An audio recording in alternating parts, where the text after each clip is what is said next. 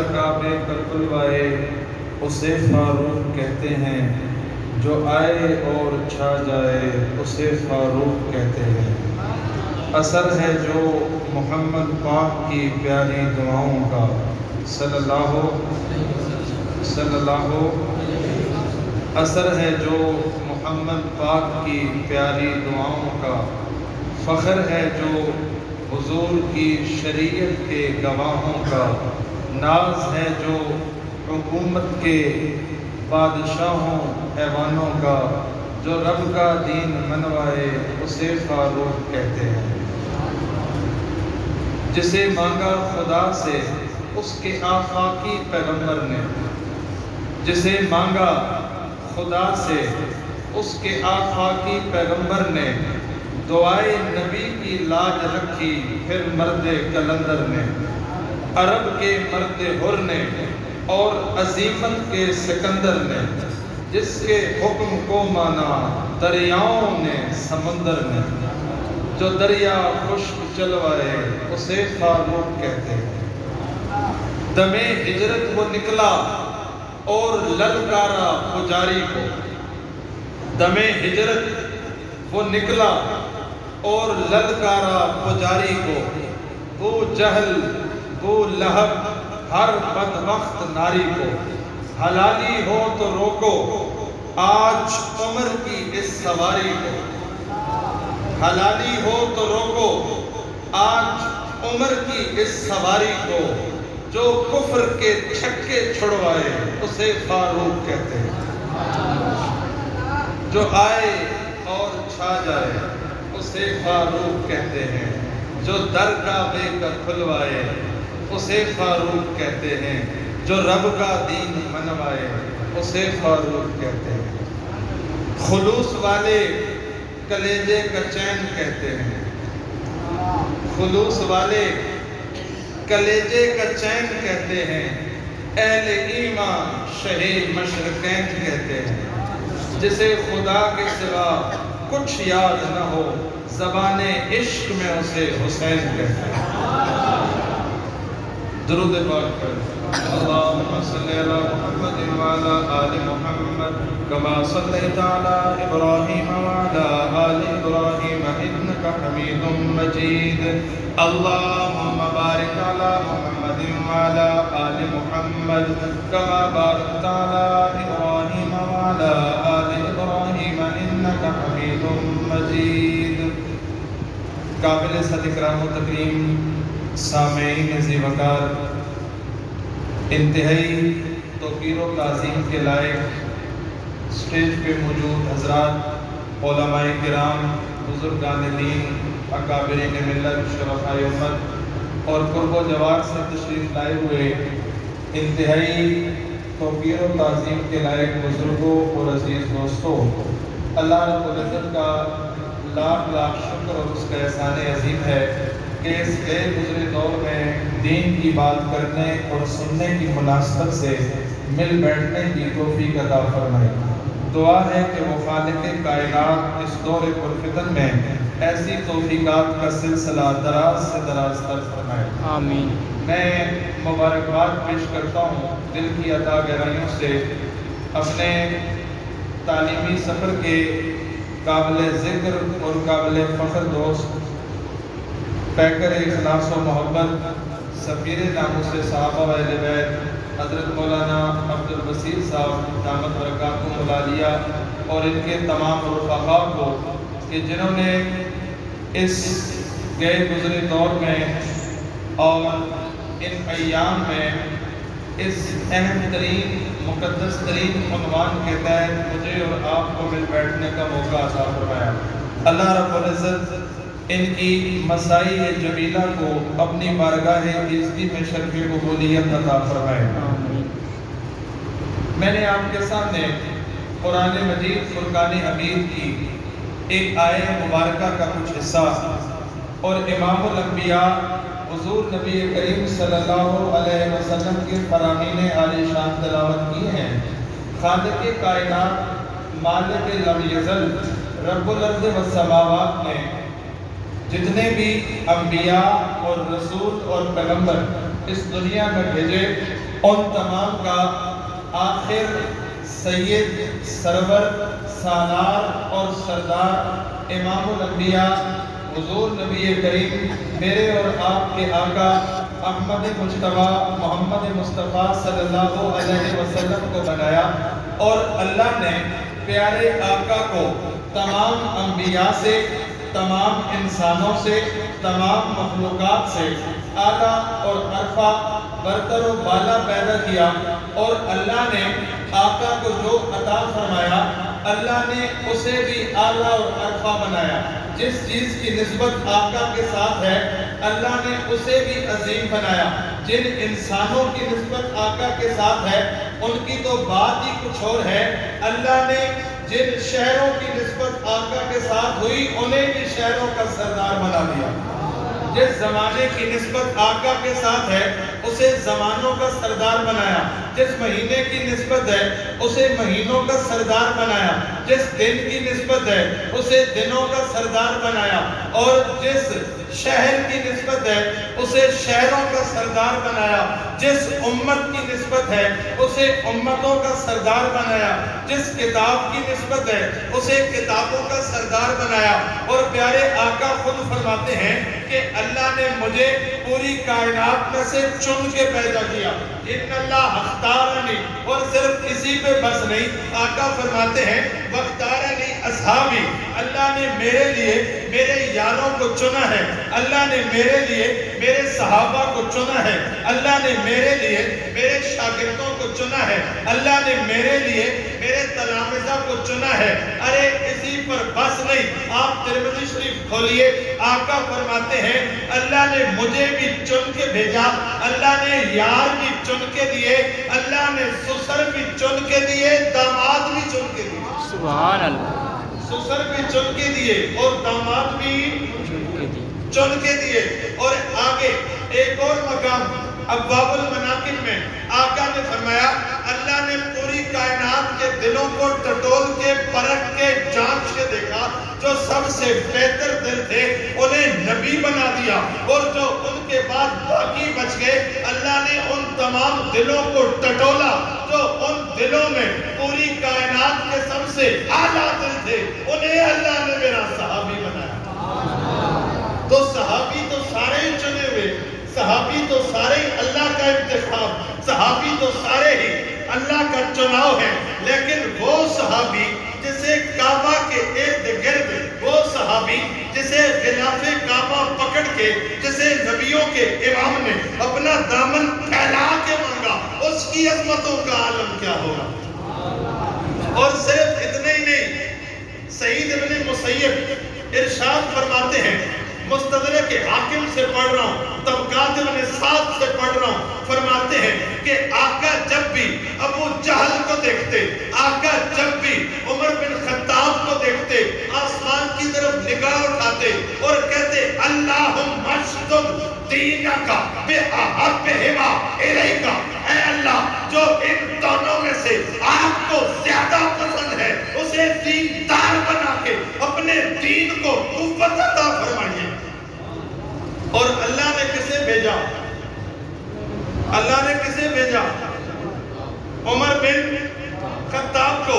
اور ایک روایت یوں ہے، امام حاکم کہتے کہ آقا نے غلاف کعبہ کو پکڑا، نگاہ اٹھائی اور فرمایا اللہم اعز الاسلام بعمر بن الخطاب او بعمر بن الہشام، اے اللہ یا خطاب کا عمر دے دے یا ہشام کا عمر دے دے۔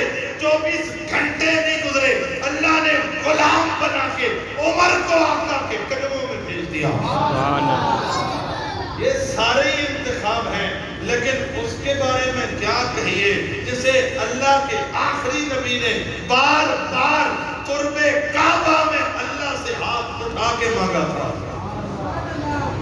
اور اتنا ہی نہیں، ادھر حضور دعائیں کر رہے ہیں، ادھر عمر نے تلوار نکال لی ہے،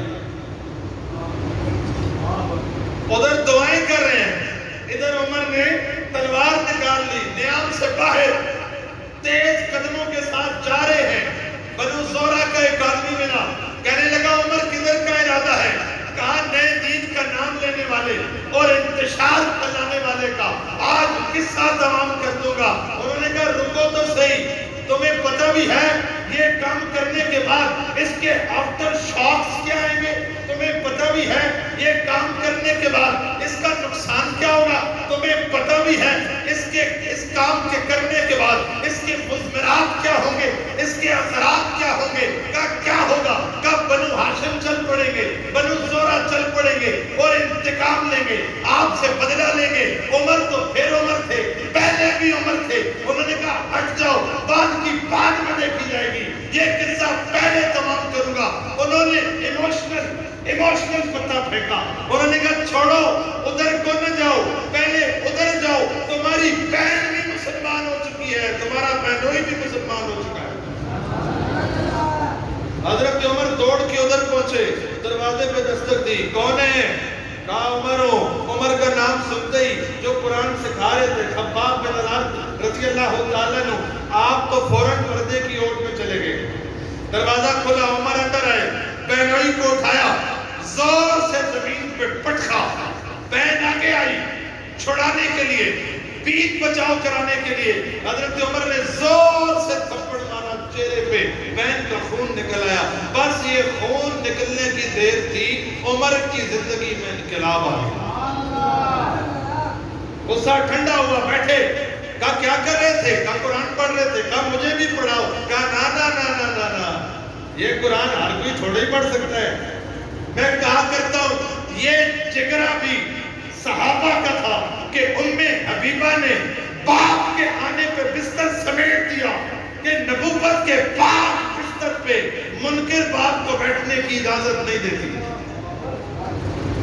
یہ جگرہ بھی صحابیہ کا تھا کہ عمر کی بہن نے تلوار نیام سے نکالے ہوئے پکڑے ہوئے عمر کو پیچھے کر دیا کہ جب تک وضو نہیں کرو گے قرآن کو ہاتھ نہیں لگانے دیتے. اللہ اکبر کبیرہ. حضرت عمر پاک ہوئے, وضو کیا, منہ ہاتھ دھویا, اب قرآن کھلا, ادھر سے سورہ طٰہٰ ہے, قرآن ہے, اور پڑھنے والے رسول اللہ کے صحابی ہیں. اثر کیوں نہ ہوتا؟ اثر کیوں نہ ہوتا؟ قرآن پڑھا جا رہا ہے, قرآن کی آیات کی تلاوت جاری ہے, قرآن پڑھا جا رہا ہے اور عمر کے دل میں اترتا جا رہا ہے. بدلتا ہوا ماحول دیکھا, خباب باہر نکلے, کہنے لگے عمر ابھی رات کی بات ہے. میں نے عرض کیا 24 گھنٹے نہیں گزرے. میں نے عرض کیا 24 گھنٹے نہیں گزرے. خباب کہتے ہیں عمر ابھی رات کی بات ہے, حضور نے جوارے کعبہ میں بیت اللہ کے ارد گرد بیت اللہ کا غلاف پکڑ کے دعا مانگی تھی, اللہ عمر دے دے یا عمر دے دے. میرا دل گواہی دیتا تھا اللہ عمر کو بھیجے گا. میرا دل گواہی دیتا تھا اللہ عمر کو بھیجے گا. عمر کہتے خباب یہ تو بتاؤ تمہارے پیغمبر ہیں کہاں؟ کہا وہ صفا پہاڑی کی چوٹی پہ دار ارقم میں اپنے جانساروں کے جھرمٹ میں بیٹھے ہیں. کہا لے چلو. حضرت عمر کو لے گئے. آقا پہ وحی اتر رہی تھی, تفصیلات ہیں, میں تفصیلات میں نہیں جا رہا. آقا پہ وحی اتر رہی تھی, وحی کے اثرات تھے. حضرت عمر بیٹھ گئے خاموشی سے, وحی کے آثار ختم ہوئے. آقا نے فرمایا عمر کس بات کا انتظار ہے, ایمان قبول کیوں نہیں کر لیتے؟ یہ سننے کی دیر تھی. حضرت عمر نے کلمہ شہادت پڑھا اور نبوت کی غلامی قبول کر لی. اب آقا نے حضرت عمر کو قریب کیا. کس نے قریب کیا؟ اٹھاؤ 14ویں صدی کے لوگوں, تم سارے الٹے لٹک جاؤ. جسے حضور نے قریب کیا اسے دور کر ہی نہیں سکتے, اسے دور. وہ امام زین العابدین رحمت اللہ تعالی علیہ, پڑوسی بڑا نام لیتے ہیں ان کا, پڑوسی بڑا نام لیتے ہیں ان کا, امام زین العابدین جی رحمت اللہ تعالی علیہ. ان سے کسی نے پوچھا کہ ابو بکر و عمر کا آقا کے ساتھ تعلق کیسا تھا؟ امام زین العابدین نے کہا کیوں مدینہ نہیں گئے؟ مدینہ نہیں گئے؟ کہا حضور رہتا ہی مدینہ میں ہوں. کہا مسجد कभी नहीं गए? कहा हुजूर रोज जाता हूं।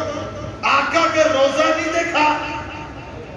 कहा हुजूर बार बार देखता हूं। कहा जो दुनिया से चाह के हुजूर से दूर नहीं हुए, वो इस दुनिया में रहते हुए हुजूर से कैसे दूर हुए? अल्लाह अकबर कबीरा। जात दी कोण किल्ली ते शतीरा नु जफे। तुम क्या, तुम्हारी औकात क्या, हम क्या, हमारा नॉलेज क्या, हम क्या, हमारा इल्म क्या, हम क्या, हमारा ईमान क्या, हमारे ईमान का हमें भी नहीं पता काबिल कबूल है या नहीं है। खात्मा न जाने किस पे होगा, अल्लाह सबका खात्मा ईमान पे फरमाए। लेकिन उमर वो है कि जिसके बारे में इस दुनिया में हयात मुस्तहार में मेरे आका पे उतरने वाली वही में अल्लाह ने फरमाया उलाइका हुमुल मोमिनून हक्का, इनमें से एक एक मोमिन पक्का, इनका ईमान पक्का है। ये गवाही खालिक कायनात की है। ये गवाही किसकी है? उसके बाद किसी और की गवाही की कोई जरूरत ही ना। वो बोलता है, ना वो सोता है, ना वो ऊँघता है। तुम्हें तो ये नहीं पता रात को क्या खाया। ये जो 14वीं सदी में नापने बैठे हैं ना उमर के ईमान को, इनको तो यही नहीं पता कि रात को खाया क्या है।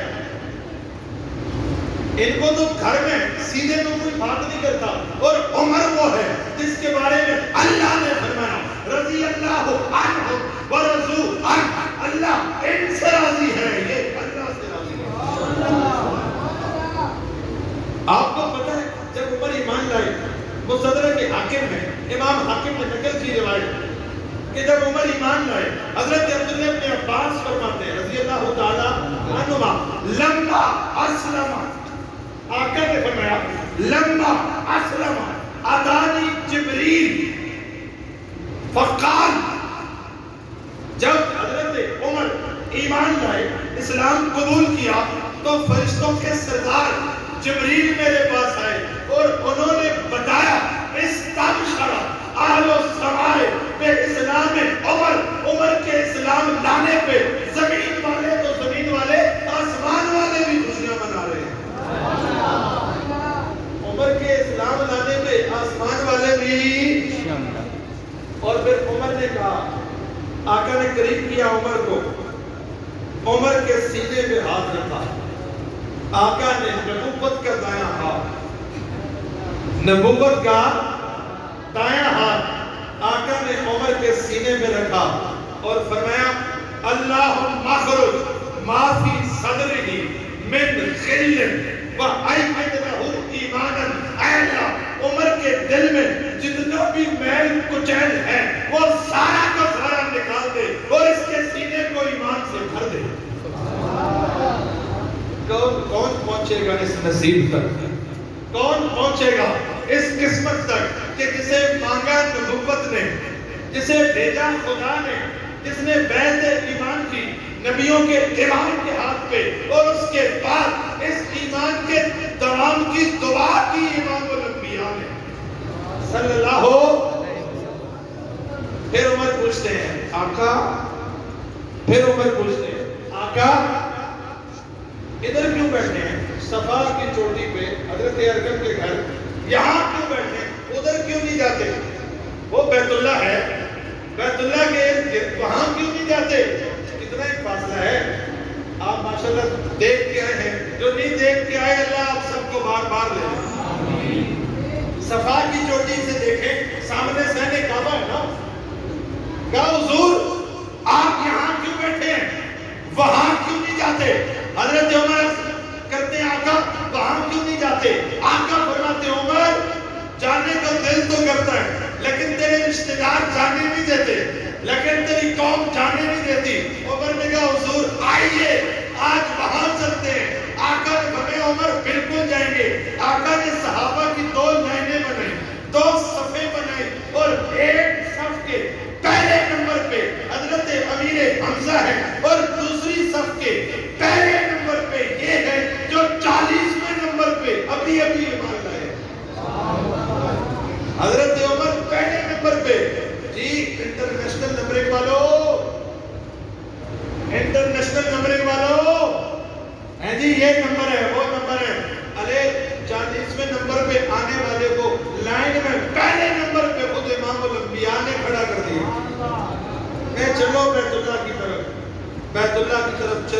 صحابہ نے اتنے زور سے نعرہ مارا کہ مشرکین مکہ تک آواز پہنچی، اور صحابہ کہتے ہیں ہم جب پہنچے قریب، مشرکین مکہ رؤساء سرداران بیٹھے تھے، انہوں نے نگاہ اٹھا کے دیکھا مسلمانوں کو یہ جرأت کیسے ہوئی کہ ارقم کے گھر سے یہاں پر آگے، لیکن دیکھا ایک طرف امیر حمزہ ہے، ایک طرف حضرت عمر ہے، انہیں کچھ کہنے کی جرأت ہی نہیں، انہیں اعتراض کرنے کی جرأت ہی نہیں ہوئی۔ اور پھر آقا نے فرمایا یہ موقع ہے، اس موقع پہ آقا نے فرمایا ان اللہ جعل الحق علی لسان عمر و قلبہ، اللہ نے عمر کی زبان پہ اور عمر کے دل پہ حق رکھ دیا ہے۔ عمر بولے تو صرف حق بولتا ہے، عمر سوچے تو صرف حق سوچتا ہے۔ عمر کے دل اور زبان پہ حق کے علاوہ کچھ آ ہی نہیں سکتا۔ اور یہی موقع ہے جہاں آقا نے فرمایا هو الفاروق فرق اللہ بہ بین الحق والباطل، یہ وہ عمر ہے کہ جس کے ذریعے سے اللہ نے حق اور باطل میں فرق کر دیا ہے۔ جی یہ فاروق لقب آقا نے کس کو دیا؟ عمر رضی اللہ، یہ فاروق لقب آقا نے کس کو دیا؟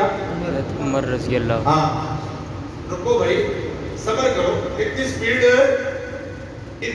اچھی، اتنی سپیڈ اچھی، نہ تم آقا سے بڑے عالم ہو، نہ آقا سے بڑے پیر ہو، نہ آقا سے بڑے مرشد ہو، نہ آقا سے بڑے سے زیادہ نشین ہو، نہ آقا سے زیادہ بڑا منصب تمہارے پاس ہے۔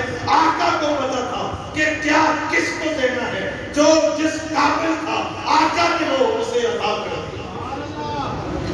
اب آقا نے جسے صدیق کہا وہ صدیق ہے، جسے فاروق کہا وہ فاروق ہے، جو جسے ذوالنورین کہا وہ ذوالنورین ہے، جسے دو بیٹیاں دی وہ دو نوروں والا ہے، اور جسے اسد اللہ کہا وہ حیدر کرار ہے، اور جسے بلا کے مشورہ لیا وہ مدبر اسلام ہے، اور جسے قرات کا فن سکھایا وہ ابی بن کعب ہے، جسے فقہ کا استعارہ بتایا وہ عبداللہ بن مسعود ہے، جنہیں جنت میں اپنا پڑوسی کہا وہ طلحہ اور زبیر ہیں، جنہیں اللہ کی تلوار کہا وہ خالد بن ولید ہے، اور جنہیں راز بتائے وہ حذیفہ بن یمان ہے، جو صفت آقا نے جسے دی وہ قیامت کی صبح تک اس کے پاس رہی۔ اب پوری کائنات بھی مل کر ان سے وہ لے نہیں سکتی۔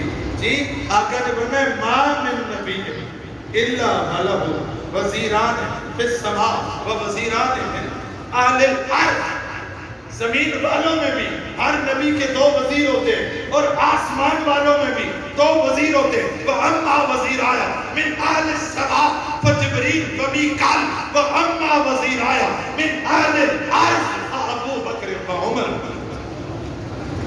فرمایا میرے دو وزیر آسمانوں میں جبرائیل اور میکائیل ہیں، اور زمینوں میں میرے دو وزیر ابو بکر و عمر ہیں۔ اللہ اکبر کبیرہ۔ میرے بھائی بات کر رہے تھے، مجھے اس سے ایک بات یاد آ گئی، وہ قاضی نور اللہ شوستری کو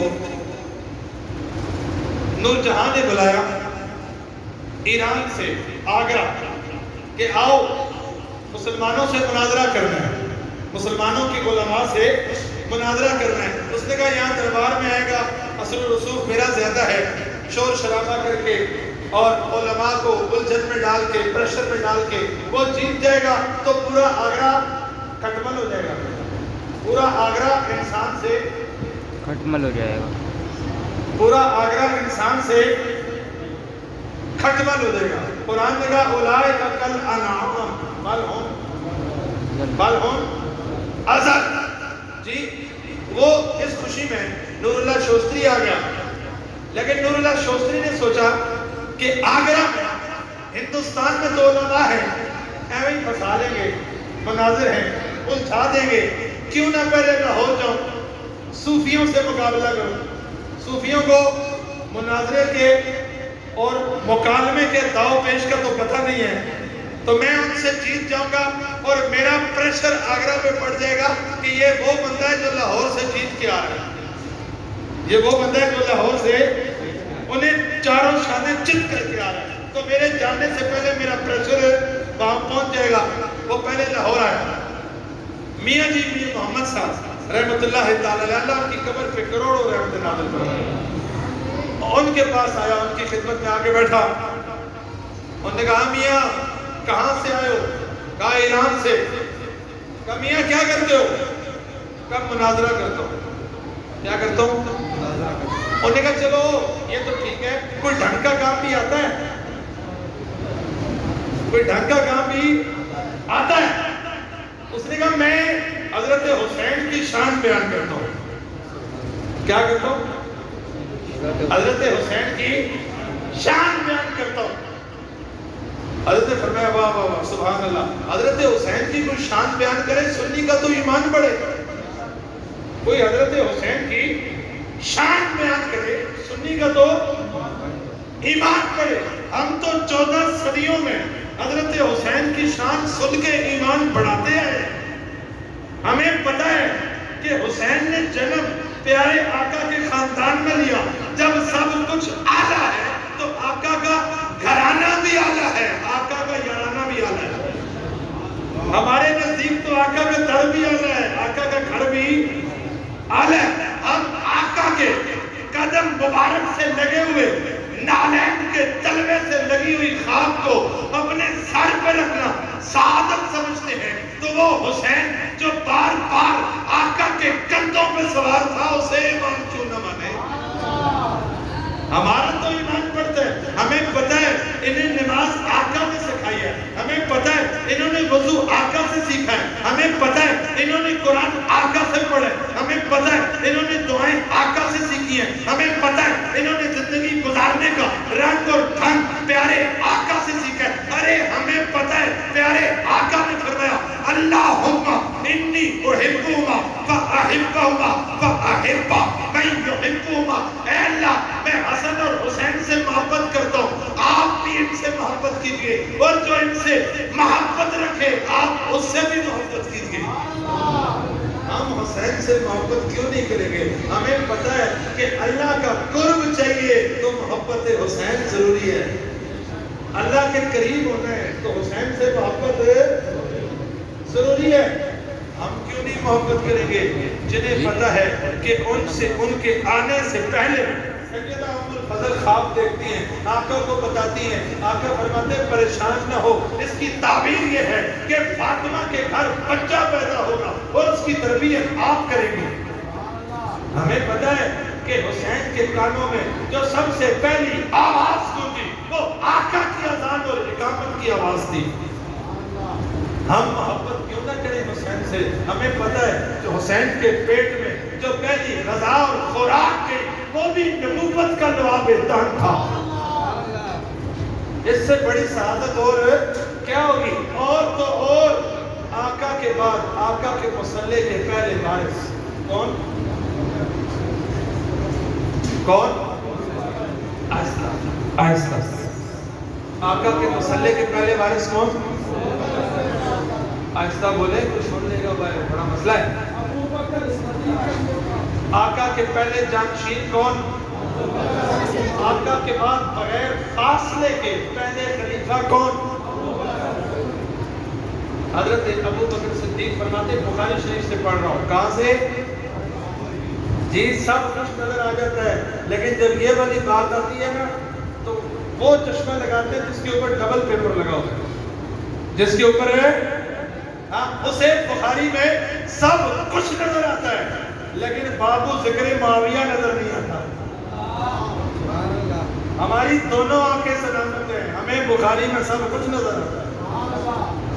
اللہ کا بڑا فضل ہے، ہمیں سب کچھ نظر آتا ہے. حضرت ابو بکر نے فرمایا، صحیح بخاری سے پڑھ رہا ہوں، فرمایا اپنے رشتے ناطے کی قدر کرنا، اپنے رشتے داروں سے صلہ رحمی کرنے سے کہیں زیادہ مجھے یہ بات عزیز اور پسند ہے کہ آقا کے رشتے ناتوں کے ساتھ صلہ رحمی کرو.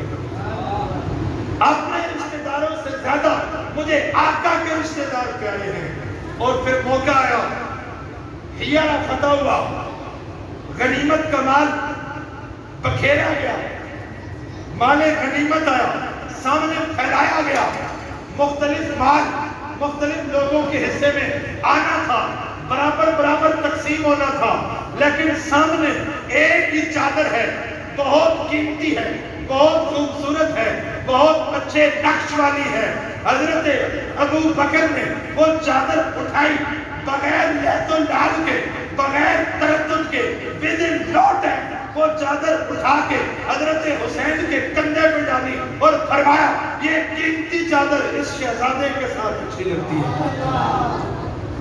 ہمیں پتہ ہے ہمارے بڑوں نے حضرت حسین کا مقام سکھایا ہے، ہمارے بڑوں نے آقا کے مسلح کے دوسرے وارث کون ہیں؟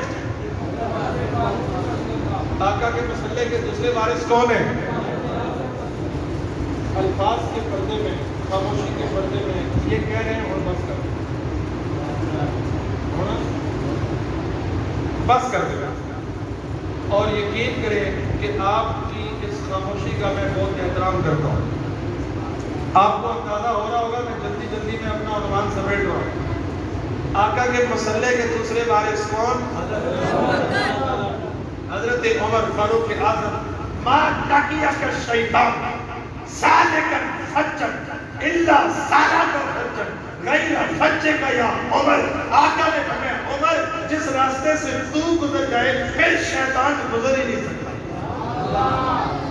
پھر شیطان گزر ہی نہیں سکتا۔ تو جب گزر ہی نہیں سکتا تو تکلیف تو ہوگی، تکلیف تو ہوگی۔ ہم درد سمجھتے ہیں، ہم درد، ہم پریشانی سمجھتے ہیں، بس اتنا کہہ رہے ہیں اپنے گھر میں رکھو، اپنے گھر میں رکھو، اسے معاشرے کا سردار نہ بنو۔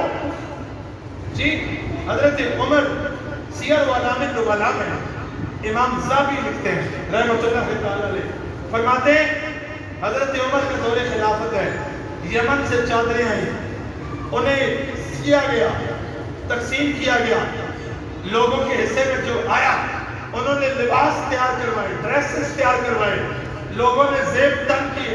حضرت حسین سامنے آئے، حضرت حسین کے تن پہ وہ کپڑا نہیں تھا۔ حضرت عمر فرماتے ہیں حسین وہ یمن والے کپڑے کیوں نہیں پہنے؟ حضور امیر المومنین میرا لباس ان کپڑوں میں نہیں بنتا، میرا ڈریس ان کپڑوں میں تیار نہیں ہوتا۔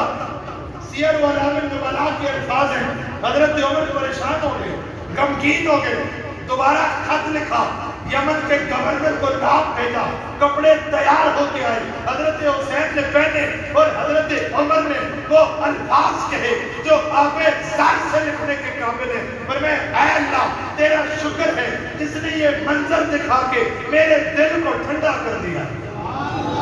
یہ محبت کی دلیل ہے یا نفرت کی دلیل ہے؟ یہ قرب کی دلیل ہے یا دوری کی دلیل ہے؟ یہ اپنے پن کی دلیل ہے یا بیگانے پن کی دلیل ہے؟ اللہ کے بندو، حضرت عثمان آقا کے مسلح کے تیسرے وارث، آقا کے مسلح کے تیسرے وارث کون؟ حضرت عثمان ذوالنورین رضی اللہ تعالی عنہ خطبہ دے رہے ہیں، خطبہ دیتے دیتے لوگوں کو مخاطب کیا، حدیث پڑھی اور فرمائے لوگوں جو رسول اللہ سے محبت کرتا ہے اس پہ فرض ہے کہ ان دو شہزادوں سے محبت کرے اور ان کے مرتبے کو پہچانے۔ یہ کس نے کہا؟ حضرت عثمان رضی اللہ تعالی، اور چوتھے وارث کے تو وہ بیٹے تھے، مسلح کے چوتھے وارث کے تو وہ بیٹے تھے، اور پانچویں کے تو وہ بھائی تھے، پانچویں کے تو وہ، اور چھٹے نے انتہا کر دی، چھٹے نے انتہا کر دی۔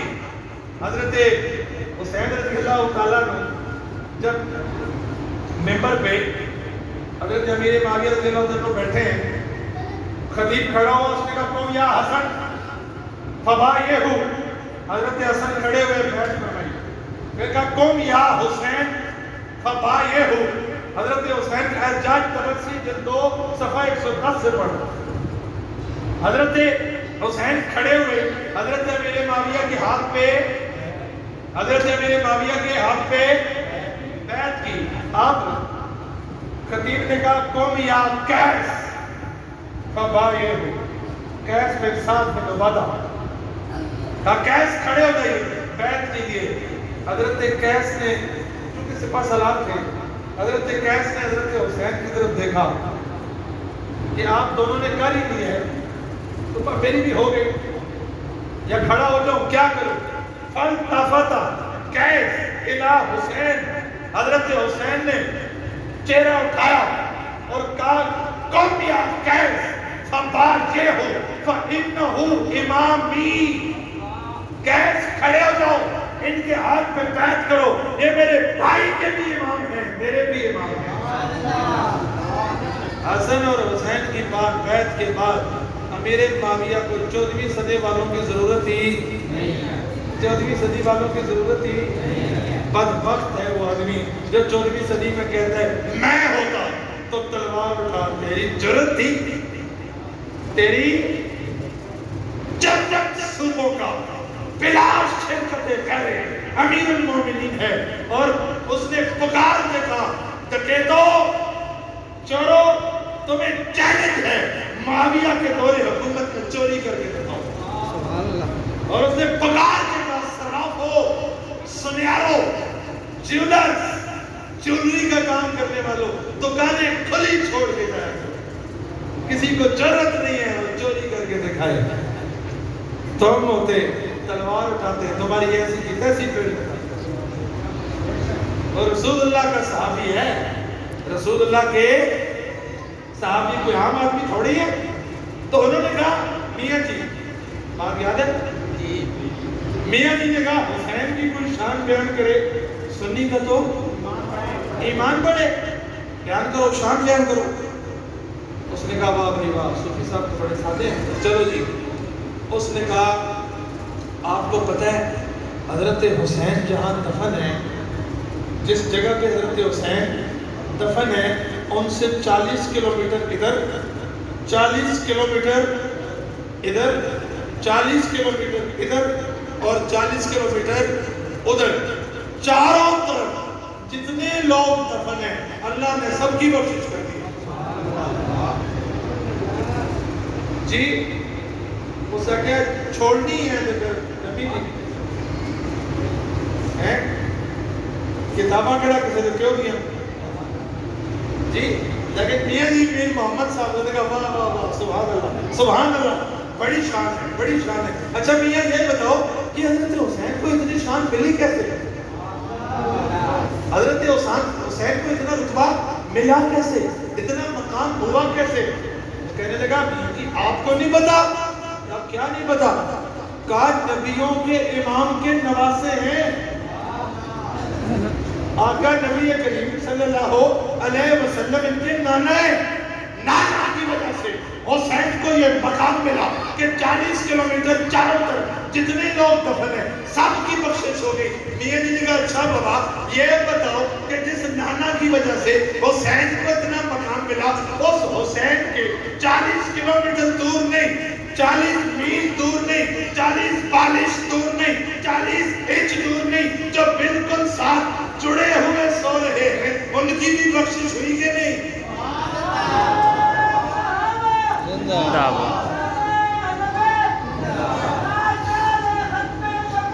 زندہ آباد.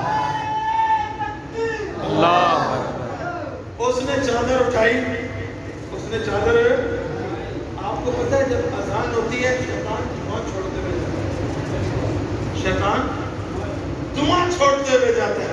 یہ میں نے ویسے ہی آپ کو بتا دیا ہے. وہ اٹھا, میں جملہ مترجمہ کے طور پہ ویسے ہی کہہ دیا, وہ اٹھا, چادر اٹھائی, جھاڑی کندھے پہ ڈالی, مڑا. کسی نے پوچھا کیا ہوا, اس نے کہا ایران جا رہا ہوں. کہا آگرہ نہیں جانا.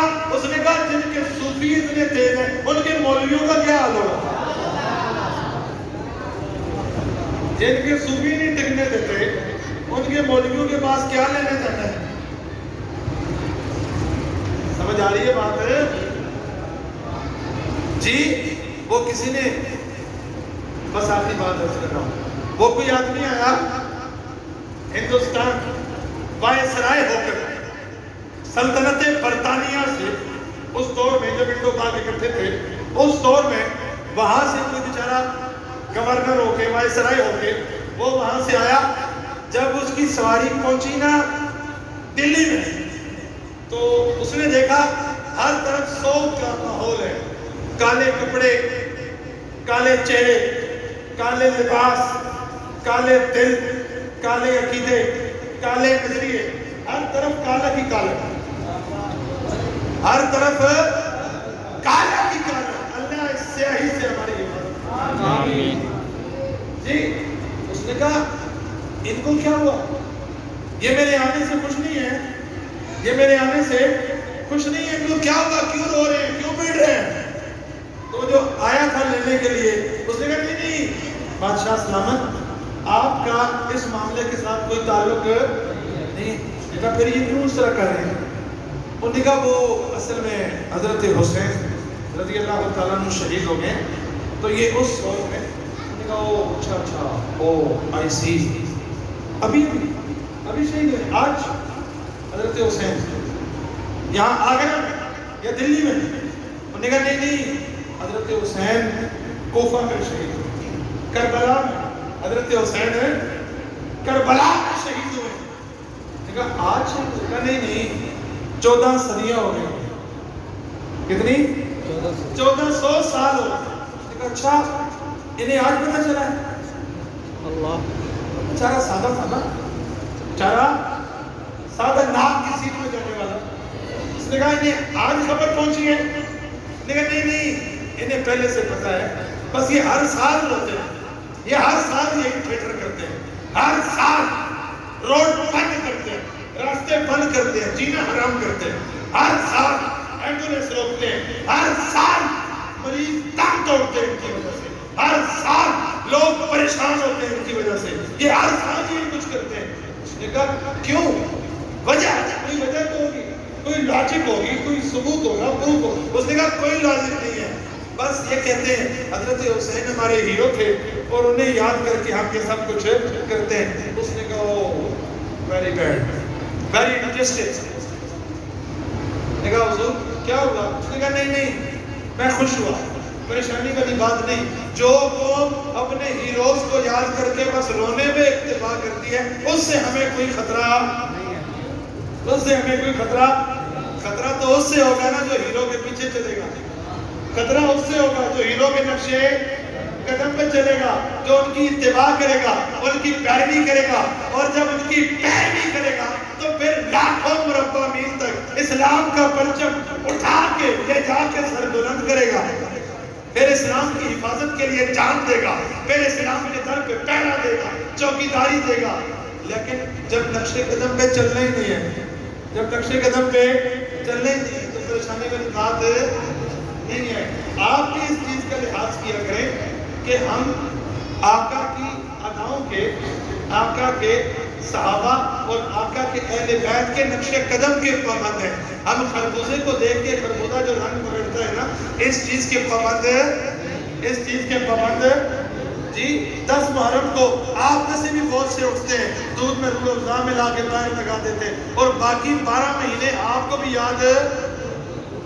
یاد نہیں ہوتی. بھئی آپ کو سبیل لگانی ہے، آپ کو دودھ پلانا ہے، آپ ہر جمعے کو اس مسجد کے باہر کھڑے ہو گئے. آپ کے پاس سال کے 12 مہینے موقع ہے، مہینے کے ہر ہفتے موقع ہے، اور دن کے 5 ٹائم موقع ہے. ہر نماز کے بعد دودھ میں روح افزا ملائیں اور کوشش کریں پانی بالکل نہ ملائیں، کیونکہ پانی اس میں پہلے سے ملا دیا.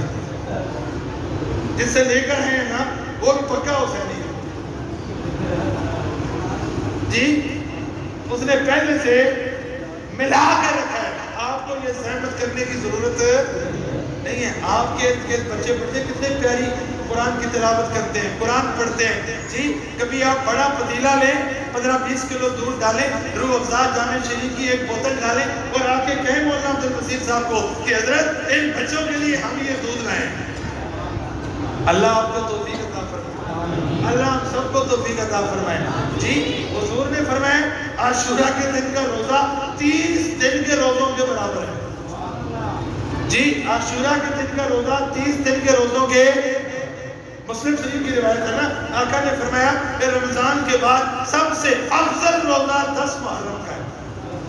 آقا فرماتے ہیں روزہ رکھو، آپ ایک گلی میں 10 جگہ سبیل لگاؤ دودھ والی، تاکہ جس نے روزہ رکھا ہے وہ بیچارہ بھی توڑ دے، تاکہ وہ بھی دیکھ کے توڑ دے، وہ کہ روزہ چلو پھر رکھ رہا نفلی ہے، لیکن دودھ اور شہد تو آج ہی مل رہا ہے۔